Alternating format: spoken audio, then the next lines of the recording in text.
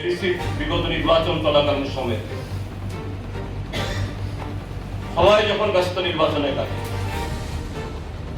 বিভ্রমাথর পরিচালিত এডিসি চুপি সারে প্রায় 200টা চাকরি, কোনো ইন্টারভিউ নাই, কোনো ধরনের নোটিফিকেশন নাই, অ্যাডভার্টাইজমেন্ট নাই, নিয়োগ করে দিল। তার বিরুদ্ধে হাইকোর্টে কেস হয়েছে, সেখানে পিআইএল হয়েছে, হাইকোর্ট এটা গ্রহণ করেছে। এবং তার সাথে আরেকটা খবর যে এই ঘটনাকে চাপা দেওয়ার জন্য বা অন্যদিক ডাইভার্ট করার জন্য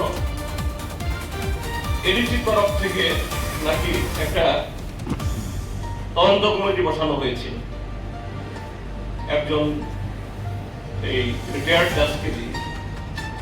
আমাদের কাছে যে বিশ্বস্ত সূত্রটা খবর যে এই রিটায়ার্ড জাজ ইতিমধ্যেই এই যে কি বলে গোপনে চাকরি তার তদন্ত শেষ করেছে এবং তার এই রিপোর্টে যারা এই গোপনে চাকরি এবং অনিয়মে টাকা পয়সা খেয়ে চাকরি দিয়েছেন তাদের বিরুদ্ধে লিখিত রিপোর্ট দিয়ে গেছে। আমরা এটাও দাবি করবো এডিসির কাছে এই তদন্ত কমিটির রিপোর্ট এটা পাবলিকলি আনা হোক, প্রকাশ করা হোক। কারা যুক্ত?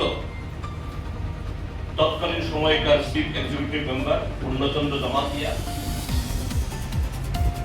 একটা ভালো সময়ে যিনি চিফ এক্সিকিউটিভ অফিসার ছিলেন সিকে জমাতিয়া, এখন তিনি আবার সেখানে ইএম হয়ে গেছে নির্বাচিত হয়ে রিটায়ারমেন্টের পর।